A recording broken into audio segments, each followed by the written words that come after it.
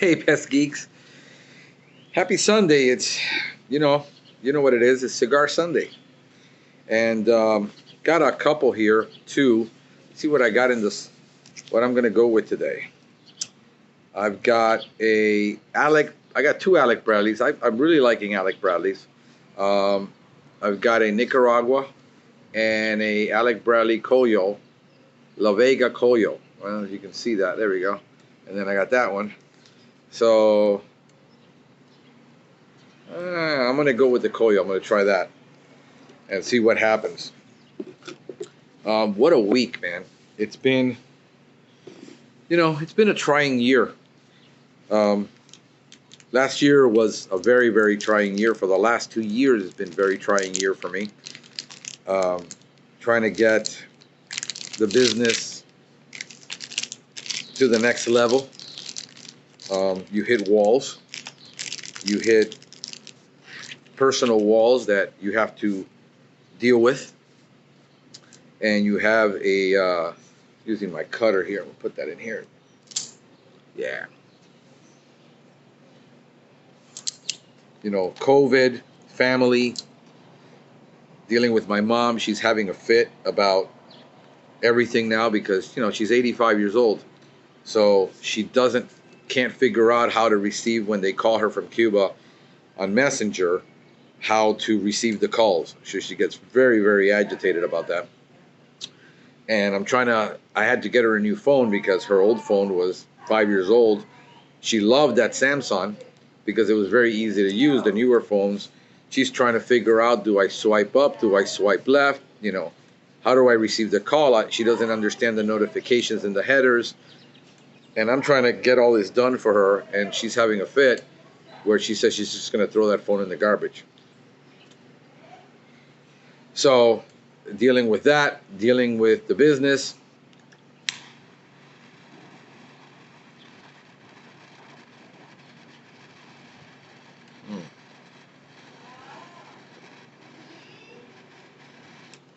Puff and rotate, baby.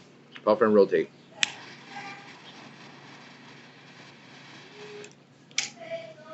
So, I'm dealing with all that, dealing with my children. And then I'm dealing with the whole issue with SEO now, where I fought hiring somebody for years because I wanted to hire the good firm, because I know the pitfalls of hiring for SEO, hiring for the marketing.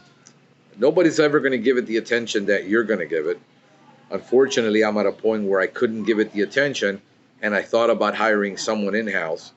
But hiring someone in-house to do SEO and to do social media SEO and to do all that, realistically, here locally, it's going to cost me about maybe $55,000 a year to bring in a reel. It's windy out here today. It's beautiful. It's a beautiful day. Sky's blue. And I just thought about, maybe I'll hire somebody in-house, but that's going to cost me $55,000. I'm not there yet. So I looked for an SEO company, and I know they're a good SEO company. Here's the challenge, folks. I'm in a top 10 market. 90% of people, 80% of people in America are not. If you're in a town where you can get 50,000 people in 4 counties, SEO is easy. You only have maybe 8 pest control. If you've got 5 pest control companies, you put up a website, you're automatically going to rank on the first page of Google. Anybody can get you on the first page of Google. It took me 2 years to get on the first page of Google and to rank number 3. And just this year, I managed to get it locally to rank number 1. That was a lot of work. And I knew the pitfalls of switching over and because they have to build a whole new website, because of course my infrastructure was bad. My articles, the grammar wasn't great, but my stuff was ranking. And I was ranking for things that I knew I could rank for because I look for niches. And I could rank for things very easily because I knew what customers were looking for, because I'm listening to my customers. I'm listening to the vocabulary they're using. And I'm using the Google Analytics. So I knew what people were searching for they couldn't find. I said, I'll get that market. And I did. And I was getting a ton of work from my SEO and from my YouTube videos. And the market got hard, and the calls just weren't coming in like they were coming in before. And I said, well, I got to do something. So I made a decision. I pulled the trigger. And something that was supposed to take maybe 30 to 45 days has taken 3 months. And I already knew that was going to be the case. And I told them I want to do ads, and I want to put in about $500 a month in ads to, between 200 and 500 to offset the time that I know it's going to drop. Second of all, we're a 65% Hispanic market. Well, they don't know Spanish. And I wrote articles and stuff, and then they're like, no, because it's going to be viewed as duplicate content, and it hurts you in your SEO. And I'm having this conversation. I said, but my stuff is ranking, and Google hasn't penalized me for it, and I know I'm ranking. And yes, it isn't best industry practices, but it's working. And this is the issue with it's kind of like your stuff's working, and they're wanting to be a perfectionist and do the best, and then they're not willing to take the chance, because if I tell them to do something and then it doesn't work out, they have an out. It's like same thing in pest control. You tell your customers, hey, listen, you need to clean, you need to exclude, you need to do this, you need to, and if the customer doesn't do it, you have your out. That's the issue with this. Is my little cutie pie. She's not that little anymore. She's a pain in the butt. Dada. Watch my coffee. Don't kick it, please. Probably far away from I don't know if you remember her, but she went on my podcast about 5 years ago, and she started talking about bugs. And yeah, because she knows all about bugs, because she's a pest. No, I don't. I was like 7 years old, 6. Yeah, something like that. So anyway, what I was saying, that I knew I was going to take the hit, and I knew that this was going to, until everything gets transitioned, and then my blog posts were supposed to get transferred, and we had this discussion at the beginning, and I mentioned it, and I tell them I know what to expect. I'm not uneducated in SEO. I'm not great at it, but I don't have a team of 5-6 people working for me. I did all this by myself, and I need to take it to the next level because I'm stagnant right now. And I realized every business is going to get stagnant. I knew I would get there. I just didn't know it was going to be during COVID. And I didn't know COVID was going to hit. I was still on track to do 24-25% growth this year. I was supposed to start my Broward route by the end of the year, and didn't happen. My 5-year plan got shot down, And so I'm having these discussions, and when I have discussions with people about this stuff, I bring it all up because I already know where the pitfalls are going to be. I know where the bottlenecks are. I know what to expect, and I'm having these conversations, and we're having 2, 3, 4 hour conversations about what I'm expecting, what I want, what I know about my market, about Hispanics. It's 65% Hispanic. You can't just target Americans. Says, well, Google, you can switch it in the top. I said, how am I going to educate an entire market to switch that at the top to Spanish when they're not using it? They're searching in Spanish on the English Google Chrome. That's just the way it is. We can't change human behavior because you want to. I mean, this is the perfectionist, technical person that is kind of like when I talk to some entomologists about running a pest control business, they're looking at me like, but you need to be doing this and this and this. And I said, yeah, but it's unpractical because you can't really do that when you're running a business. The same thing when you're doing certain things. They're not practiced. So I'm asking, how many customers do you have that are this big, that are in this market? Well, we have big clients. I said, well, a big client is one thing. How many clients you have in the top 10 market? Well, now it turns out they only have 2, because when I ask questions, I get another answer, and then I keep asking the same question a different way because I'm not getting the answer I want.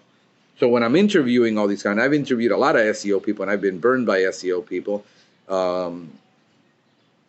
that didn't do anything that they were supposed to do. And this is why I've done it myself, but I know I need to delegate it. So I'm on a quandary between what I know I need to do and who do I delegate it to, because you can't validate to me what it is that you actually done, because you won't give me 100 websites in a 10 websites in a top 10 market for me to do the analytics on it and see how they're ranking, and then tell me what's the truth. So when I quote a price to a client, I'm going to quote the price that it takes for me to actually do it. I've had 2 conversations this weekend with 2 clients that I basically told, listen, I mean, you've got a 7-bedroom home and it's on 3/4 of an acre, and you're telling me that my competitor is doing it for $300. I said, there's no way in hell I'm going to do it for $300. I'm going to charge this much. But why are you charging more? Because this and this and this. And my competitor says he's going to spray mint oil in my house. And I said, good luck with that, getting control. And I'm explaining IPM. I'm educating a client who's looking for organic, knows about organics, doesn't understand IPM, and doesn't understand you're not going to solve an ant problem in South Florida with ghost ant, big-headed ant, crazy ant, and carpenter ants. And you're going to solve all these ant problems by spraying mint oil around the property. Good luck with that.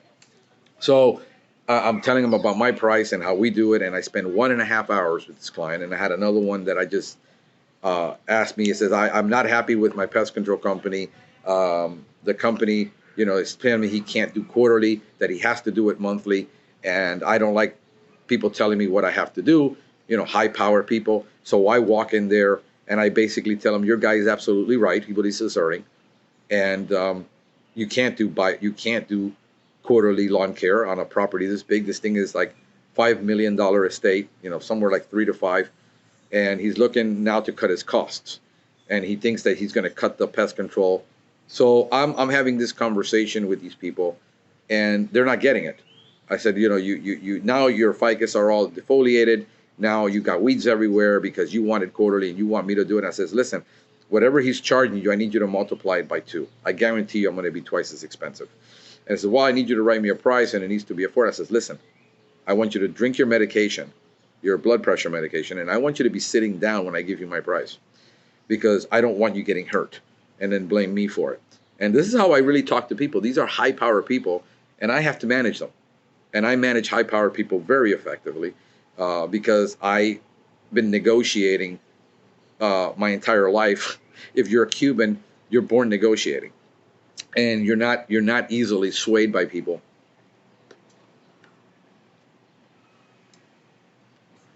Trust me, you don't want to try to negotiate with a Cuban. This is actually really good, man. I'm really liking Alec Bradley's. I've been smoking a bunch of them already.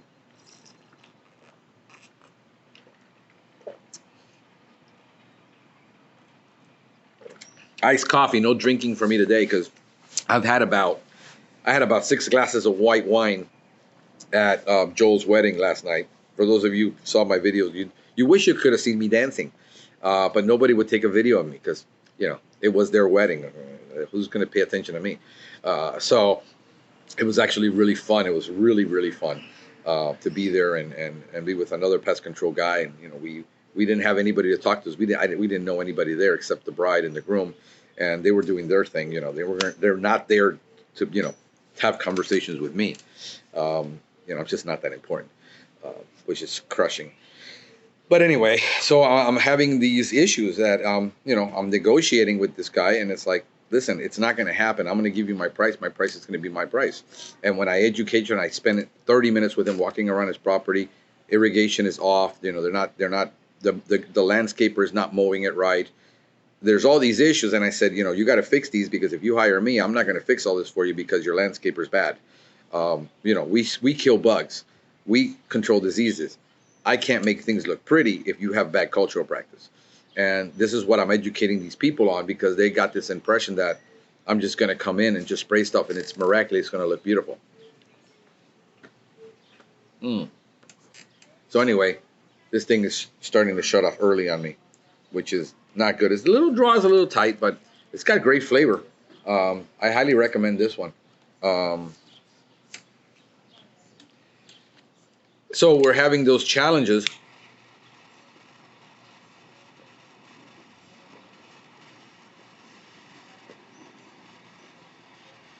where we want to grow. By the way, none of these calls were produced by the SEO. One was produced by the Facebook ad that I told them to write 30 days ago. The click came in from that. And then my other one I'm sorry. Both of these were through my YouTube videos. The only thing producing any calls right now are my YouTube videos. This is why I like multiple streams of leads, because if one messes up, I'm not totally dependent on it.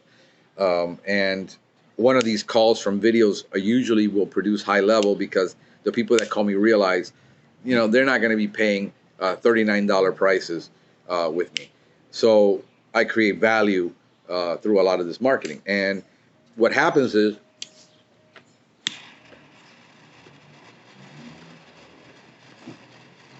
you know what I want to do? I just thought about this morning. I'm going to segue all over the place today. You welcome to my mind of how I actually think. I have to actually sit there and think about what I'm going to say, because if not, I just have random thoughts all the time. Thank God I don't have Tourette syndrome. That would be really, really messed up. But where was I? Oh, I thought about doing a CEU teaching, where we go out to an open place and I can get a giant screen behind me and I can do CEU training outside, and you guys can just sit there with coffees and cigars, and we can actually do a cigar and CEU. So I don't know, bro, it's wacky, but hey, it might work. I mean, if you're into cigars and CEUs, this will be pretty awesome. So I thought about that. So going back to my SEO, CEUs, SEOs, I'm getting all my acronyms messed up. Anyway, if they would have listened to me when I'm telling them, I said, guys, I'm stagnant right now. I'm going to start bleeding money if I don't get the marketing up very quickly. I want to get this done. And they were like, no, we need to just make sure the website is up. Well, the website took 3 months. And once it's up, then because we got to get the branding consistent, and we want to make sure. And then, well, why aren't the ads up yet? If the website is up, it took another month after that, because I'm not the only client. I get it.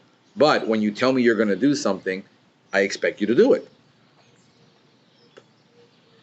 Especially when I'm calling you, especially when we're having conversations and I keep bringing it up and I keep reiterating it. And I've told you for the 15th time, or is it the 15th time or the umpteenth time? I don't know where umpteen comes from, but I keep hearing that all the time. And I'm telling you this, and I'm having these conversations, and we're investing hours and hours in conversations about the future and what my goals are and what my marketing is. And they're coming out. I don't know for what reason. They don't even like being outside. No, go ahead, go inside. Let him be inside if he wants to. I get a little bit. Watch about my cup. Don't hit my cup. No. I want a little bit. You want a little bit. You want to see the folks on camera? You can't see anybody. Well, I know, but you can see the camera. See, look, the people are looking at you. Come here. Wait, no. You can't go through there. Don't go through there. Come through the back. No, you can't go through there. Come to the back. I'll go around this side. I want to sit down. I know. You want to sit with me. Okay. All right. Clingy. Yeah, I know. Leave him alone. Mwah. So anyway, just don't kick the camera, dude. Okay. Because people are going to not be able to see. So anyway, I'm having these conversations. And when I'm having the conversations and you keep telling me, yeah, but. At one point, I got to say, are you really working? And then the ads are running, but they're running in the background. I can't see them. So then I start getting suspicious about things when you're telling me things and I'm telling you and you keep coming back with yeah, but, and no answers. It's just like with employees. If I'm telling you things and you keep coming back with excuses and you're not doing what you supposed to be doing, at one point I got to get suspicious. Are you doing what I'm asking you to do? No, leave him alone. All right, you want to go inside? Yeah. Okay. Piggyback right inside in the room. Okay, no, Sophia, be careful. Do not hurt him. These two. Okay. Hey, y'all. He weighs 50 pounds. Hi, y'all. No, okay, go back. He weighs 50 pounds. 55. That kid is like I compare. See, I start comparing my kid's weight by packaging. They used to weigh as much as By dirt packages. Go away. Go away. Ew. Go away. Ew. Sorry, you stuck your face in the way. Go away. So there's grandma screaming at them because they are. I'm telling you, bro, it's like a 3-ring circus in my house. And I'm the ringleader and my monkey, my zoo kind of deal. So I'm having these conversations, and it's like you either not having any empathy, no sympathy, when I'm telling you now I'm bleeding because I'm paying my people and the work is going down and I need you to move and I need to get this done and let's run ads. And I'm telling you, let's run ads. And you're telling me no because we want people to have a positive experience with the website. I said, I'd rather run ads and get a phone call than not have anything at all. And so this is what's happening around me where I'm talking to people and I'm talking to vendors and they're not getting it. I'm talking to employees, they're not getting it. I'm talking to my people who are supposed to be looking out for my best interest. They're not getting it. And when we had the conversation in the beginning, and I am telling you how I want you to close me, I'm giving you clues throughout this whole conversation of what I'm at. If you tell me how much it is, I'll write the check. I just want to know how much it is. I want to know where the goal is. You can't keep moving the goal on me. So if you tell me these things, I write the check. So I've written the check to the tune of 10 grand right now to get this done. And if I would have known, and when I told you I had all these pages and all these things, and I said, I know data migration, and I know that we're going to be building, I know I'm going to take a hit on my SEO. I just know it. And it's going to take about 2 to 3 months to build it back up. That's why I want to run ads. And it's not happening. So now my ads finally started running this Saturday after 3 months of not being able to run them. I could have done those ads myself. But here's my position. If I hire you to do a job,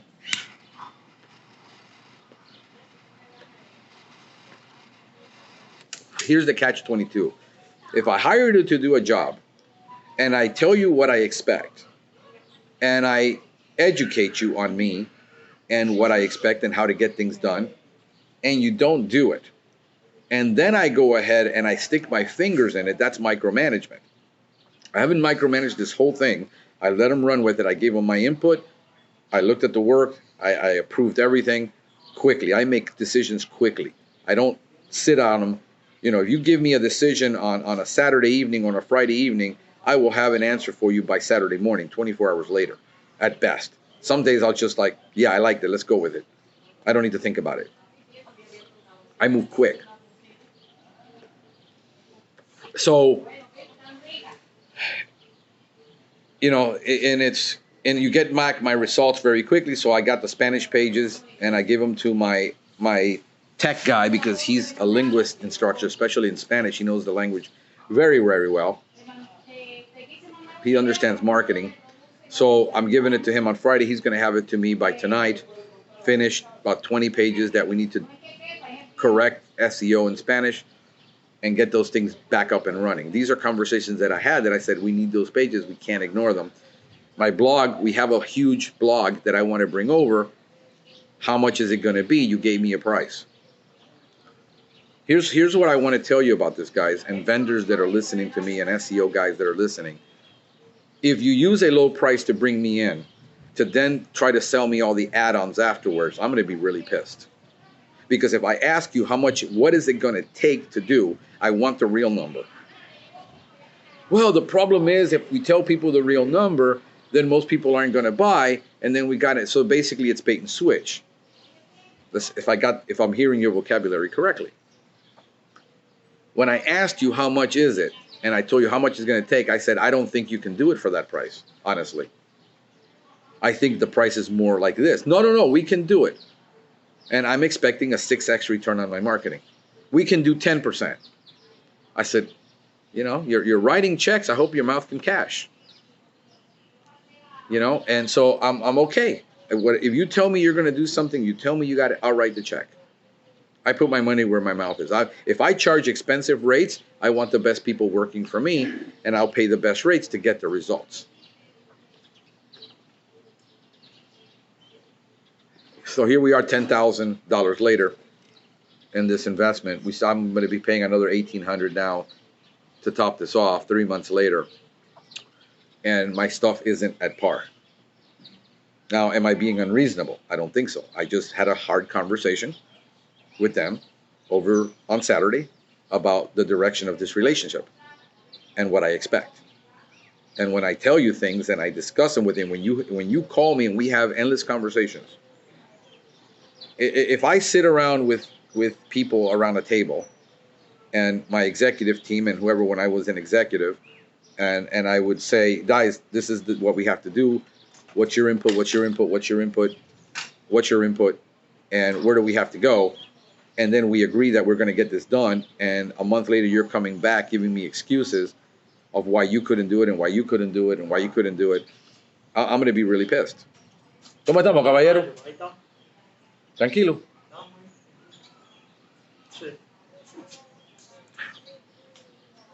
I'm going to be pissed because we wasted a lot of saliva and we got a lot of head nodding and we had the agenda and you didn't execute. I'm going to be pissed. So right now I'm pissed. This is me pissed. And you know what? The podcast is a little bit of a therapy for me. So I don't end up shooting people. I have an outlet to vent a little bit. You're not going to hear me complain, man. I mean, it's 6 years of me doing this podcast. You've heard me twice really get upset and complain. And I don't like firing people and I don't like getting rid of people, but I'm at the point in my life where if I make myself clear to you and we have an understanding, you shake my hand, you take my money, whether you're an employee, whether you're a vendor, I don't care. Whether you're a partner, and you don't execute on what we agreed, I'm going to be replacing you really soon. And I make this clear. These are the conversations I'm having when I'm consulting with people. I says, you're not making things clear to your people when you're hiring them. You're on the documents. You're depending on the job description, the employee manual. Didn't you read the employee manual? No, the reality is nobody reads. The employee manuals and job descriptions and contracts are just like end user agreements on software. You basically scroll down through the whole thing and say yes at the bottom and hit next so you can buy the software. You never read the 1,000 words, the 23,000 words that were in there. People treat that just like marriage vows these days. They mean absolutely nothing. So I'm having a conversation with you when I hire you. I'm having a conversation when I talk to my vendors. I make things clear. I come across as an ass sometimes.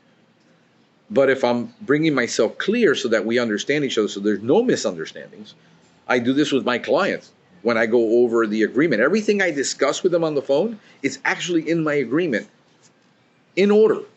So that, and it's bullet pointed and it's highlighted and there is no misunderstandings. And you can't come back to me a week later and say, well, you just didn't get my bugs. And I said, I told you I needed 30 days. It's in my contract. I need 30 days. I need 60 days for this. And my initial service fee that I charge you includes 3 follow-ups for me to solve this problem for you, but you need to give me the 30 days, and I'm following up week after week with you. After week 1, you can't demand that your ants are gone. It's going to take 2 weeks, 3 weeks total for me to get control. And then we evaluate. So when I tell you that I understand the analysis, I want weekly meetings on the progress. I'm not micromanaging you. I'm asking you to be accountable for the things you said that were going to get done. And when we have the meeting on Monday morning, I want to know why it isn't done when we had the conversation. You can't see what a lot of people are used to, and a lot of these companies, this is where you need to watch out for, guys. All these companies, and I'm not saying they are preying, I'm using this word very loosely, but a lot of companies are preying, not preying on you, but praying that you really don't know anything, because then you ask too many questions. Second of all, nobody knows SEO. This is why I tell you guys, I do stuff first for a year, 2 years. And then I hand them off. But then I know if you know, because I can ask questions. And they know. I know that they know. I know that they know, and they have the people that know.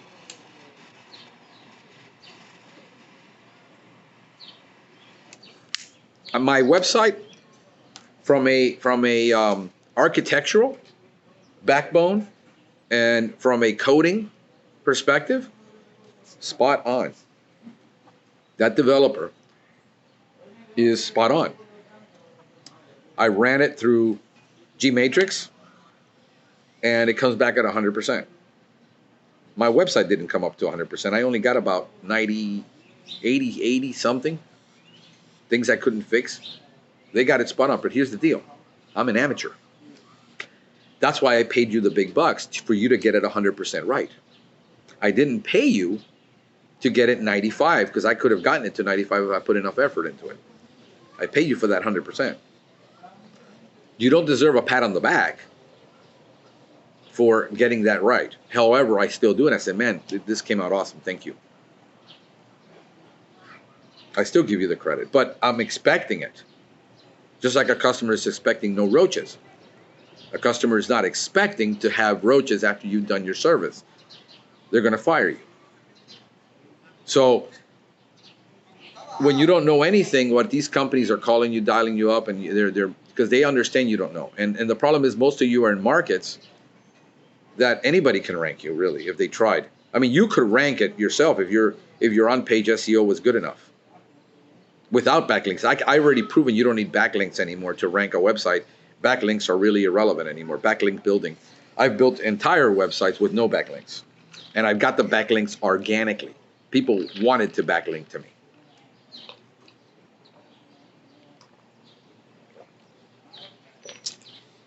Go ahead and look at my videos, how I SEO them. I pay $80 a month for the SEO software to SEO my videos. I put a lot of money into, to the tune of about $600 a month, what I was putting into software just to do SEO. So I know a lot. I know a lot more than the average bear. Those are things that I'm dealing with, because now I got to hire, and I said, we got 90 days. I'm giving you 90 days. I'm giving you 90 more days. I'm being very generous. Now, they said they're not going to charge me for 90 days, which and they haven't charged me for the last 2 months because they haven't gotten it done. They just charged me for the SEO and a lot of things, which, you know, my package is like $1,500 a month. And I'm going to give you the turn on the coin, because I need to be fair and equitable. They have given me for the last 2 months. I had to pay an extra $5,000 for transferring all those pages over and getting them edited and all that. And I understood that. I already knew that was going to happen. I knew they couldn't do all that, and we're just going to bring them all over and put them in and link them back, and so you don't get a 404 and get a 301 redirect. And I understand all that language. And I said, okay, you said you can get it done. I trust you. Well, they came back to me and said, no, we need an extra $5,000 to get that accomplished. And I said, okay, here's the check. I already knew it. It didn't faze me. So I wrote it. And now, so they haven't charged me. But here's the thing, guys. The fact that, well, here's what they don't understand from a business perspective. The fact that I'm losing $10,000 a month in revenue, their $1,500 a month free doesn't amount to a hill of beans. It's a nice courtesy. I appreciate it. But when people screw up and they want to give you something for free when it's costing you 10x that, is not a consolation prize. So when you're hiring a company, if you look, here's where they're used to. Here's what they're used to. Most SEO companies are what they're used to. You're starting out in business. You don't have a website. If you have a website, it's terrible. You did it on Wix or something like that, and you did a terrible job, and you're not even ranking. You got basically a glorified brochure that nobody knows exists. Tearing it down and building a new one isn't a big deal, because you're not going to lose your ranking. You don't have any ranking. When you're actually ranking and you're getting 5 to 10 calls a day off of that website, which translates to about easy $2,000 a week in new business just from that website, then it hurts. And I was expecting to lose it, that ranking. I anticipated that. And therefore, I wanted ads.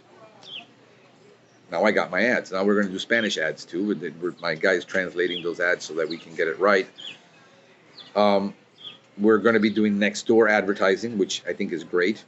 I don't have the time to engage anymore the way I used to. I can't be in groups engaging when I first started and I had all the time in the world.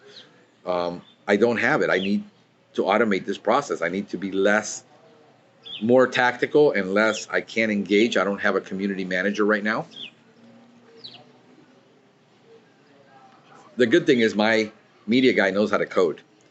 And what's difficult about getting these sites on these platforms, they're super fast, but it's going to require me to buy my own platform if I decide to fire my SEO company and take the reins of it. It isn't like WordPress. You actually need to have a coder. Good thing my guy is a coder. He knows how to code. He knows CSS and HTML, and believe it or not, there is still some old school stuff going on, but he can do it. He's done it. He's done it for a living. And I might tell him, hey, bro, just come over full time and work for me on this project and handle the social media, because he knows how to do video. He knows how to create graphics. He knows how to code.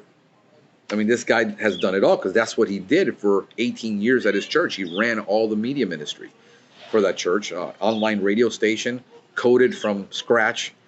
And I'll say, I'll bring you over and just, I'm not going to be able to pay what you're expecting, but I'll pay you what you're making now plus, and bring you over. And I'm really contemplating that stuff.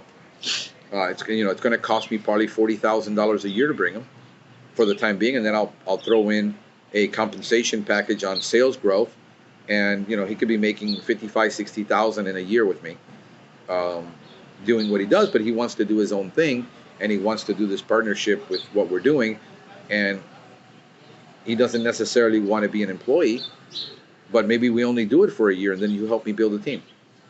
I got to be able to work out a strategy. I got to be able to negotiate. I got to be able to have a plan B. So if you're starting up from scratch, great. If you're in a small market, yeah, a company can do any SEO for $500 a month and get you ranked. Not in a place like Miami, man. We're the 6th largest market in the country. We have a larger population in Florida now than New York has. We're the 3rd largest state. I have 400 competitors online that I'm going to beat out, that I beat out already. I'm ranking, my site was ranking nationally.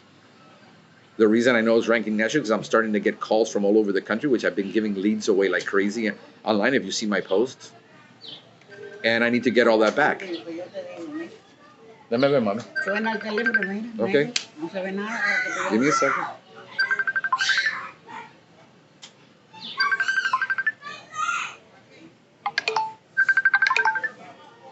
This is what she's upset about. She can't figure this out. Oye. My niece is calling from Cuba. Oye. Hold on, guys, because I'm getting a call from Cuba. Ya está, mami. Ya está.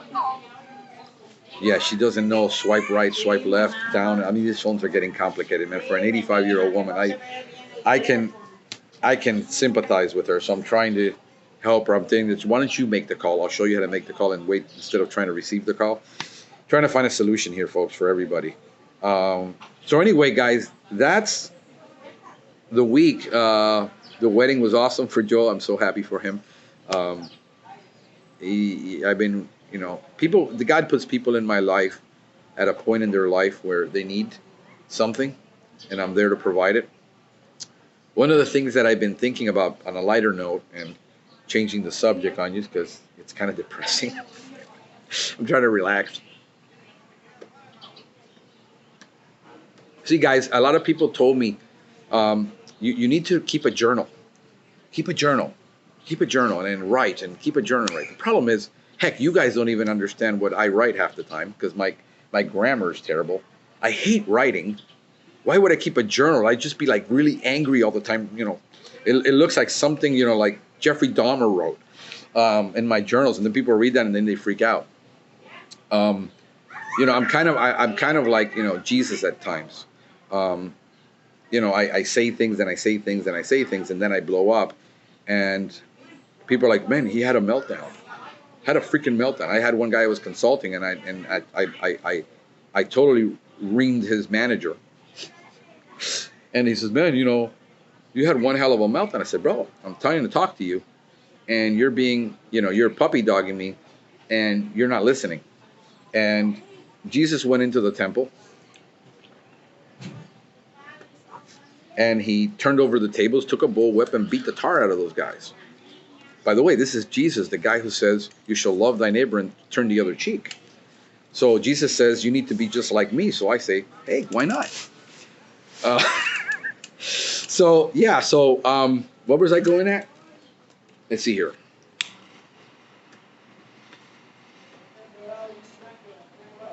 All you guys that are suffering out there, that I know COVID has hit you guys and you've had losses and you've had just a terrible time and losing it. Guys, I understand. You know, during COVID, I had to fire my technician. He was going through a rough time at his marriage and his home with his parents, and I feel terrible.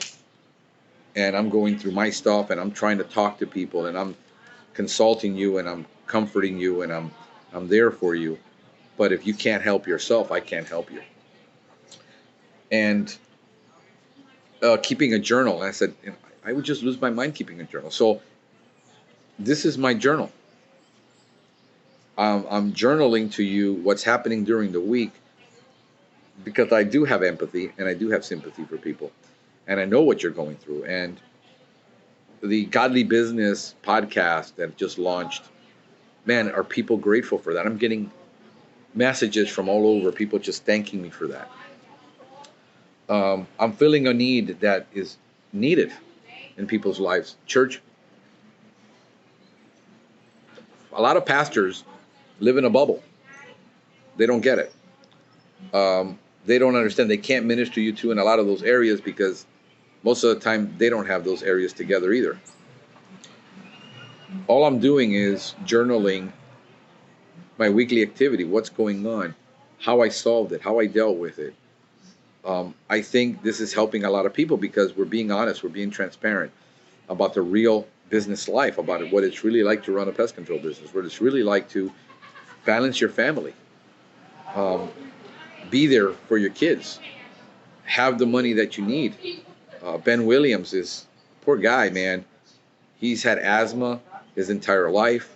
He runs a pest control business with asthma, and he got COVID, and he's really hurting. And after COVID, it's left him with big problems, and he has to run a business, feed his seven children, deal with his wife, you know, and that can become overwhelming. So I put a link out, and Paul Bello, his wife, put out a GoFundMe, which thank you so much for that. That I didn't think about it, and I don't deserve the credit for that. That's all Paul Bello and his wife doing that. So I just want to share it because I have a position where I can share things, and I have a platform, and I need to use it for as much good as I can. And that's what really it's about. It's not creating a platform for myself to stand on a pedestal and pound my chest and be a pompous ass, but it is to do the most good that I can for people. Discussing this week, you know, the whole issue with IPM. I've got a very special guest coming on for that. That's what she deals with. She deals with protocols for school IPM. And she's going to give us the breakdown, but I ran through her what I was talking about, what I did, and she totally agrees with me that yes, what you're doing is IPM. And I welcome people to come on board to my podcast, correct me if I'm wrong, teach me, teach us, deal with the real issues, deal with what nobody's talking about, and encourage people to keep going. So I'm going to do another video this week on IPM, shed some more light on that, shed some more light on assessment-based pest management, on biological observation, on entomologically sound pest management, that are new terms entering into the pest control industry. The pest control industry is going through a shakeup of terms, which is positive. It's all positive. I agree totally 100% with these guys. First of all, I would have very little leg to stand on personally to disagree with them. I mean, these are legends in the industry who see things we don't see, but I think a lot of the time some of them are focused on their big picture. And what we're dealing mostly with, you and I, is this: apartment buildings and single-family homes. We're not dealing with airports. We're not dealing with the Nestle's of the world. We're not dealing in hospitals. Um, we don't have $25 million a year restaurants that we service. We don't do HUD inner city properties. And I think what I like to do is eventually get it down to the little guy down here where we're at and have all these guys on a panel discussion to discuss the real pros and cons and really have an honest discussion, not to debate of who's right and who's wrong, but to really have a nice panel discussion and a beautiful conversation about the realities that we face and how those challenges. And I think Paul Bello is probably one of the most qualified guys in that arena. And the reason is because he's actually owned the pest control business. He's written a lot of the labels, the combat manual, the cockroach combat manual with Austin Frischman, the bed bug manual. I'm going to his conference in March for that reason. I know he gets it. He's down there in the trenches. But he's also been up here. And, you know, if I can learn 1% from him, man, will my life be so much better. I want to bring a lot of this stuff into the teaching. I want to start doing the local meetings with guys traveling around the cities doing local meetings. Why? Zoom is awesome. I've been saying that we need to do more this training video because 99% of all CEU is lecture. Lectures can be easily translated. Nobody sits there and asks a million questions and has projects. Paul Bello is going to be doing like a case study where you're going to create a case study. That's practical. 99% of CEU that I've gone to can easily be turned into video. This has been what I've been saying. I said, we live in a society where people are, it's either or. I'm more of an and. Why can't it be this and that? Why can't we have a webinar where we do the 80% lecturing and maybe 20% hands-on, where we meet up and then we put it to actual practice? I want to bring the best of both worlds because I realize the need for people to get together and network, to congregate. This is why the Bible, and I'm not going to get religious on you, I'm giving you practical stuff. The Bible talks of do not forsake the assembling together of each other, not because we need to listen to a message. We can get the message from YouTube. But because we need to, this human need to connect with people. Look how many people are depressed and struggling and hurting because they haven't had any interaction with people. I crave that. I'm at home working all day, and this is what I did, but I would be able to go out, hang out with my friends, go out at night, have dinner, go meet people. And when that couldn't happen for a couple of months, it was tough. So this is why I want to start doing the traveling next year, and I might do it sometime this year, where we're having local meetings, and we're getting maybe 10 guys together, and we're doing CEU classes locally, and doing some practical stuff. I've invited people, hey man, whenever you want to come down to Miami and ride with my guys and see what we do, my doors are open. You're not going to be able to get me all the time. You're not going to be able to hang out with me. I'm busy doing what I'm doing, but my doors are open to you. That if you want to come down to Miami and ride with one of my guys for L&O or for GHP and ride an entire day and see how we're doing it, see how our process works, look at our product, look at our trucks, man, that's open to you. I'm an open book. I'll share everything with you. I'm going to start doing local classes where we have hands-on, where we actually teach people how to do what we do physically, because a lot of people, no matter how much videos I do, no matter how many lectures I do, this is how they learn. They learn by doing. And I'm doing one of them on apprenticeships and discipleship and how the church has missed it and the business world has missed it. Everything can't be a video. Everything has to be hands-on too. This is how real apprenticeships work. So I'm looking at both sides. I'm listening. I get it. I understand. A lot of times people see my videos and I explain it. They still want to talk to me on the phone. They want to hear it from me, not from a video. And I get it. So these are things that I'm pondering. I'm bringing out these new teachings on pest control, that things that people never heard of. We're going to be discussing my academy. Here's one of the things that I was pondering on this morning, and I decided I'm going to do. I'm going to give away my introductory to pest control course to anyone who wants it. Once I got it up, which is about 95% there, that's going to be the first one. I'm going to give away that one for life. Why? If I want to make an impact, I need to remove all the barriers to entry. I can't do it if when I tell a guy, yeah, but if I got to spend $300 on a course and my guy quits in 1 week, I'm out $300 and I know that guy's going to quit. We realize that, listen, when you hire, you're going to have to go through about 10 people before you find the one that's going to stick with you in reality. I understand that pain. So if I remove the excuse of why your guy can't learn what IPM is, he can't learn pest control law, he can't learn how to apply pesticides correctly, how to get the SDS training. These are stuff everybody charges between $50 and $100 for one of those. You know, I'm giving you away about $500 to $600 worth of training in that first introductory course, and I'm doing it for free. Better course than NPMA is doing.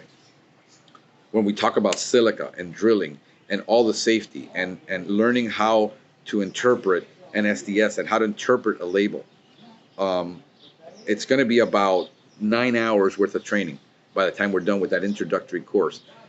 That course right there, that one first course, that doesn't even include how to perform pest control. That I'm going to charge you for. But if you got a new guy, you say, go through this course and see if you make it. And that guy doesn't make it, you're out of nothing. And I'm going to do that. I'm going to give it away for free to the world. Whoever wants it. If you're thinking about getting into pest control and you want to know what real pest control is about, that course, you can study it in your own time and say, do I want to be in the pest control industry? I'm going to attract people to the pest control industry. I'm going to do what NPMA hasn't done, what no association has done, what CPCO hasn't done, what the universities haven't done. I'm going to do that. I'm going to accomplish that. I'm going to mainstream pest control, what real IPM is, because what I am practicing is real IPM. You're never going to convince me otherwise, because I'm going to show you during the next couple of weeks that I'm right about IPM. And the reason I know I'm right about IPM is that I didn't learn IPM from general pest control. I didn't learn it from lawn and ornamental. I actually learned IPM from the agricultural industry when I decided I was going to build my protocols, and everybody was trying to tell me that how I needed to design a truck and design all my lawn and ornamental. I decided, let me go to agriculture. And I have a big agriculture community here near me, and I have the entire, the extension service. And I started talking about organics and organic control and organic agriculture and IPM.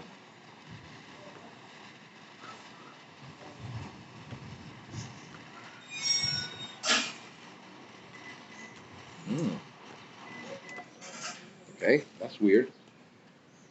Let's go.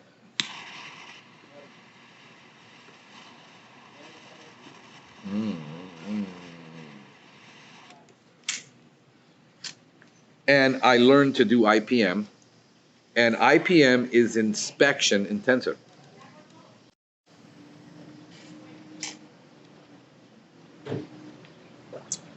Our secret, I've always said, is in the follow-ups. We follow up automatically at 2 weeks when there's a fungus problem. We follow up automatically every 7 days on natural pest control. I understand IPM. It's intensive in inspection. What we do is we build it into our protocols to inspect, so that we know, we monitor it. Action thresholds is the only thing you really can't do, and we do have action thresholds. Well, I'll walk on the property and I'll see a little bit of fungus on the lawn. It says it isn't enough for us to treat. Don't treat it when it's, but that takes 1 to 3 years to teach a technician that. But I learned how to do low volume applications because I observed it in agriculture. I observed all the equipment that they were using. I started doing demonstrations on it, and the vendors were pissed because that was going to cut product sales by 66% in lawn and ornamental. I took that and I translated it over to GHP. This is what GHP was so easy, because lawn and ornamental is 5 times harder than GHP. So when people say I don't know what I'm talking about, I'm challenging people right now and I ask, is the SDS part of the labeling? And half of you say no. Half of you said yes. Well, guess what? You both can't be right. Only one of you is right and one of you is wrong. You say, and then you say, yeah, it's yes and no because of this. No, it's yes or no. The law is pretty black and white when it comes to the law. How you interpret it can be a whole bunch of gray. The law is still black and white. And I'm doing all this, and I'm listening to you guys, and I'm observing what's going on, and I'm finding the pain points that you guys are struggling with, and then I'm turning that into education. See, this is why I ask stupid questions. You're wondering on my podcast, why does he make these comments? A lot of times I'll ask a question and I don't get any answers, but I'll make an inflammatory comment with the question involved, and then I'll get to the real truth. See, when I go like that and I stick my finger in your wound, I get to figure out if you're really wounded or not. So that's what I'm doing. I mean, I've had 2 callbacks this week that I discussed. In case you missed it, go back and listen to these podcasts where I'm dealing with on the road. I'm taking my camera on the road. Every problem, every callback, every situation, I'm going to be recording it to show you, not to show you how great we are, because we're not, but how it is that I'm handling it. And the time I really lose it with people is when people get stupid. Excuse me. Some people out there are a special kind of stupid. You got to really work hard at it to be that stupid. And a lot of you are just entrenched in the way it's done. And this is why I don't plan to convert 70-year-olds that are ready to retire, 65-year-olds. And this is the reason why I work with youth and why I enjoy working with youth.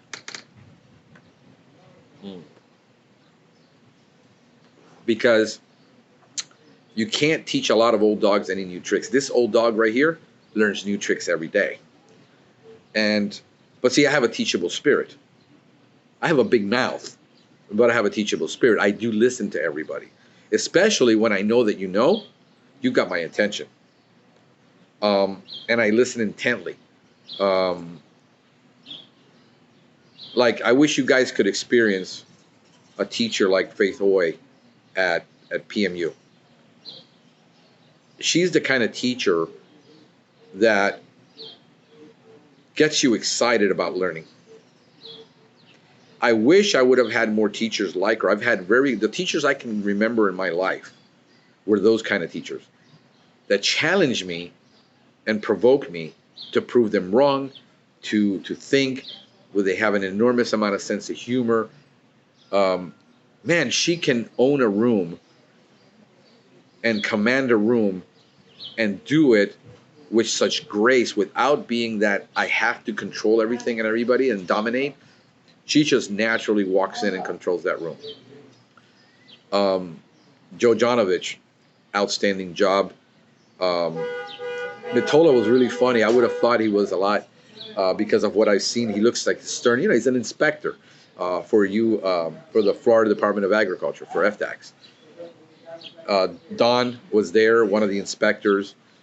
I got a lot of respect for those guys because of what they see and they experience, and you would think they tend to get that roughness from having to deal with really bad stuff that people do. And when Don said, he says, look, 90% of the time we pull over guys and we stop is because something is seriously wrong. I see you not wearing your PPE. I'm going to pull over and I'm going to talk to you. And we're going to have an inspection. If you're wearing your PPE, chances are I'll never bother you. If your truck you don't leave your truck open while you're working, chances are I'm going to drive right by and never bother you. It's when they see something wrong or somebody calls in to complain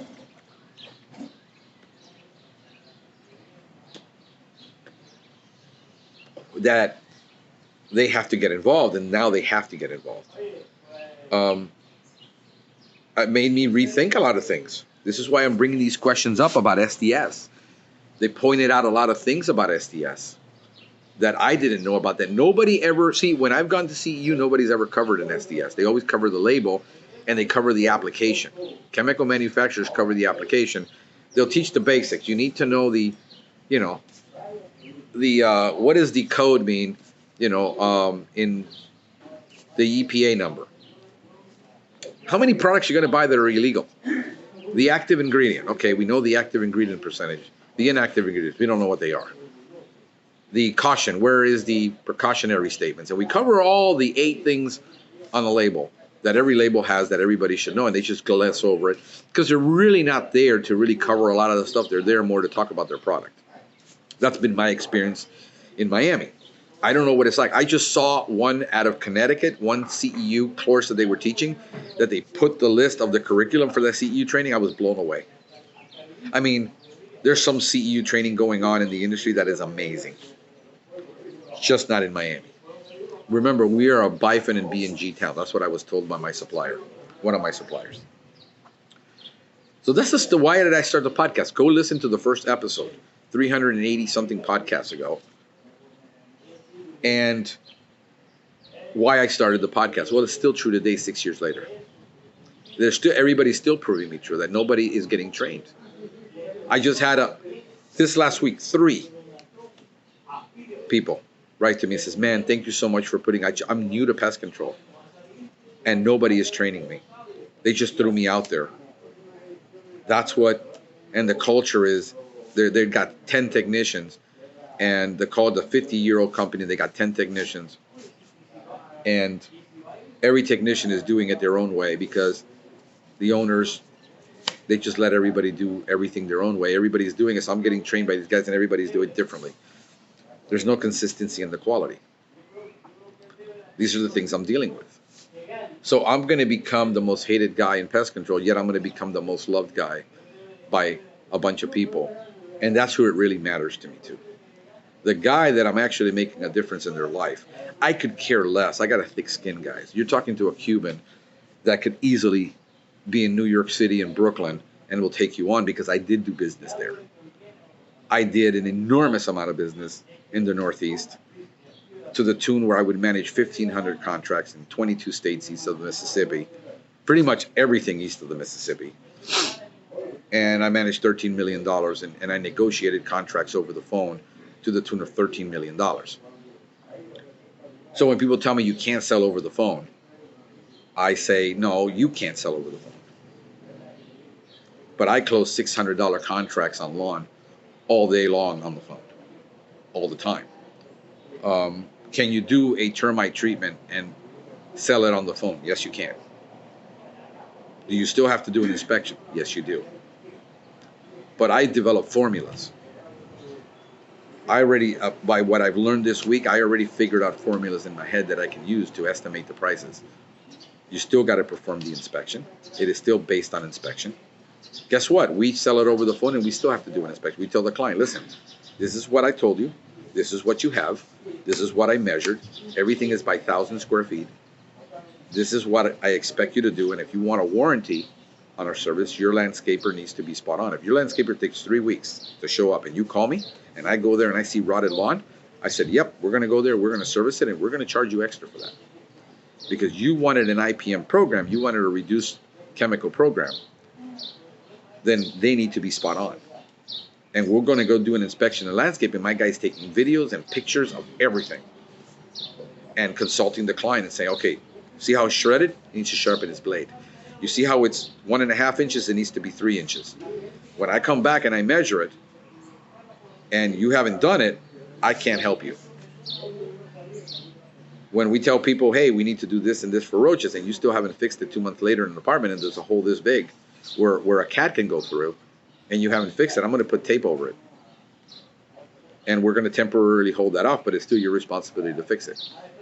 If you got thresholds on your door and you got a gap this big and you haven't fixed it, and you come back to me a month later, I'm going to have a conversation whether you want to stay with us as a client.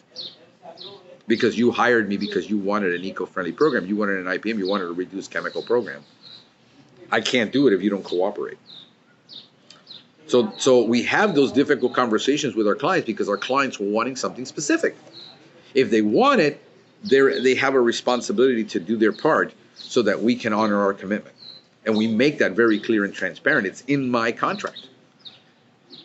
So we're talking about all these things and all this stuff that's going on in the industry and how we're dealing with it and how we're making a difference.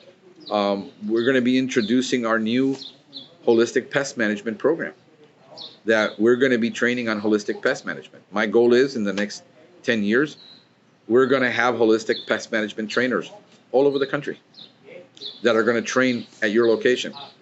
And we're going to take over a lot of the training that the manufacturers are now doing. That's the vision. We're gonna influence the end user where the end user is demanding a holistic pest management service because IPM is not marketable. Yet we're going to be doing IPM. We're going to be doing a modified version for you guys that are purists. And we're not going to call it IPM.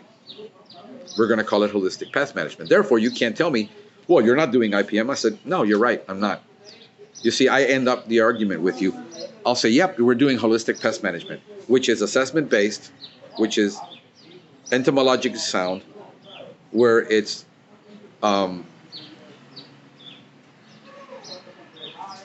environmental biologists,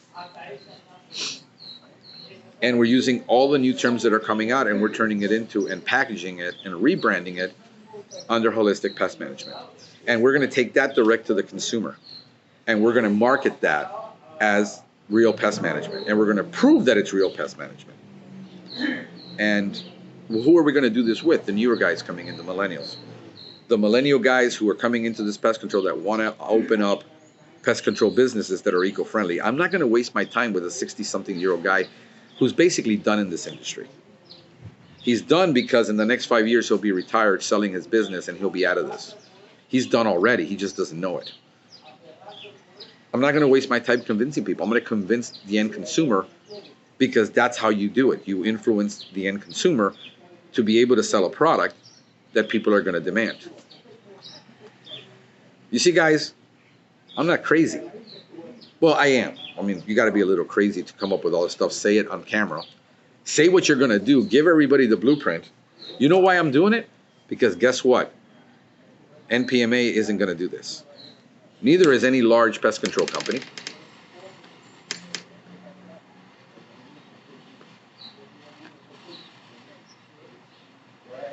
Because those are big ships to turn around.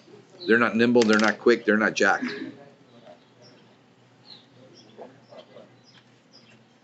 Yes, I'm still talking. Why are you still making a video? You've been for 3 hours. Huh? Wait, what time is it? I don't know. What the heck? Okay. So, you know, I can talk in the shower. I mean, she hears me. Are you talking to yourself again? Yes, I talk to myself in the car. You've been making 2-hour video. No, it's 1 hour. It's 1 hour and 8 minutes on the camera. Oh my gosh. Go on. You're very attached to... Van Moose? Huh? I don't know what that is. She's going to be probably my CEO. She says she wants to be a scientist. But I want to be a chemist. I want to be a chemist. I am good with chemicals. See what I mean? So anyway, yeah, guys. So that's the weekend review of what...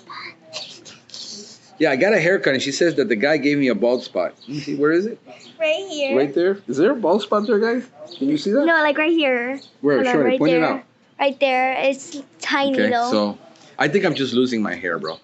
Look at this, man. I'm just... You guys, you guys are making me lose my hair. Oh, no, in the back, definitely. I'm going to need a little something to cover that. I thought about using that Flex Seal and just spraying my head with Flex Seal. It'd be waterproof, and it would look like I can regrown hair. So, guys, yeah, this is the weekend review. Or just put on a wig.